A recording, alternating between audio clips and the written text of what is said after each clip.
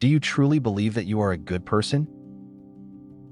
If someone collapsed screaming, would you surely help? Unfortunately, psychology gives us a very different answer. On a cold night in 1964, a woman was attacked in New York. Kitty Genovese screamed desperately for 35 minutes. As many as 38 neighbors watched the scene from their windows. Yet, surprisingly, no one called the police at that moment. People watched her dying while sitting on their living room sofas. This tragic event poses a very heavy question to humanity. Why do we become crueler and more helpless in a crowd? Today, we face a chilling instinct hidden deep inside us. We expose the cowardly truth behind the bystander effect. By the end, you may recall murders of silence you committed. This terrifying phenomenon is not just a distant news story. It's happening now in your office and your group chats. Imagine an ordinary Wednesday afternoon at the office. A boss insults an employee in front of everyone. Is this your job? Is your head just for decoration? He yells. Papers scatter on the floor, and the employee's eyes tear up. In that suffocating moment, what exactly were you doing? You probably pretended to be focused on your monitor, thinking it was too much, yet keeping your mouth shut. Fearing you'd be the next target, or hoping someone else acts. This is the diffusion of responsibility where no one acts. An error where responsibility fades as the crowd grows. Are you sure this has never happened in your friendships? Like when a quiet atmosphere of bullying starts to form. Did you point out the injustice, or did you mock and laugh? Excusing yourself to not ruin the mood is pure cowardice. A single blade of a demon never completes a tragedy alone. 100 indifferent eyes watching the blade make the tragedy. Even between lovers, the tragedy of silence exists secretly. Like when a partner's self-esteem is crushed by gaslighting. When friends ignore it, saying they'll handle it themselves. Ignored relationships become another scene of slow death. Why on earth do we freeze up so helplessly like this? Psychologists call this phenomenon pluralistic ignorance. In an emergency, we instinctively scan the faces of others. Because being the only one panicked feels embarrassing. We deceive our intuition, thinking it must be nothing. When people pass a collapsed person, the brain starts to warp. It defines the situation as that person is just drunk. This is a cowardly strategy to resolve cognitive dissonance.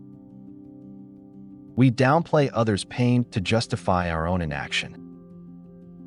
But the price of choosing silence is harsher than you imagine. The moment you stay a bystander, the safety net is destroyed. If you collapse next time, no one will come to help you. The 100 people watching you will use the same logic. They'll look away, saying someone else will do it.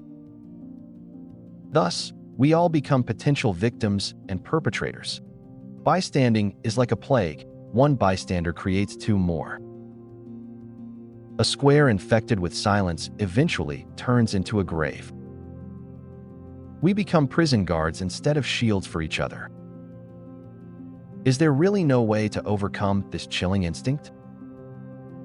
Fortunately, the key to hope is also hidden in psychology. In a scene with hundreds of bystanders, just one is enough. A magical change begins the moment one brave person acts. Responsibility awakens the moment someone grabs a hand. A shout for help turns bystanders into rescuers instantly. You must be the first penguin who breaks the frozen sea. The clearest way to break the effect is point indirect. Vaguely shouting, "Is anyone there?" does not help at all. You in the red shirt with glasses, call 911 right now. Specific direction stops the diffusion of responsibility. The moment they are pointed out, responsibility focuses on them.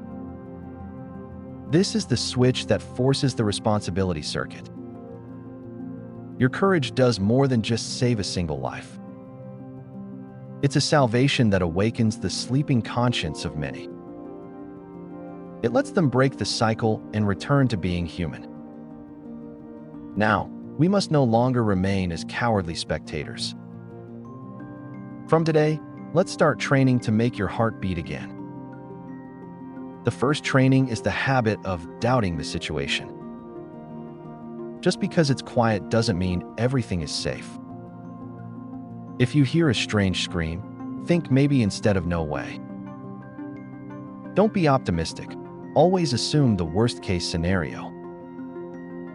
The second core training is first-person responsibility.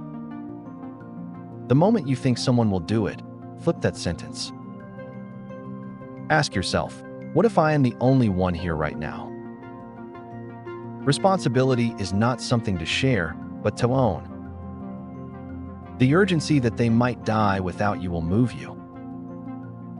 Third, practice specific pointing in your daily life. Imagine who and how you would point out in an emergency. Visualize remembering their appearance and giving clear orders. Repeated image training gives power to your voice in crisis.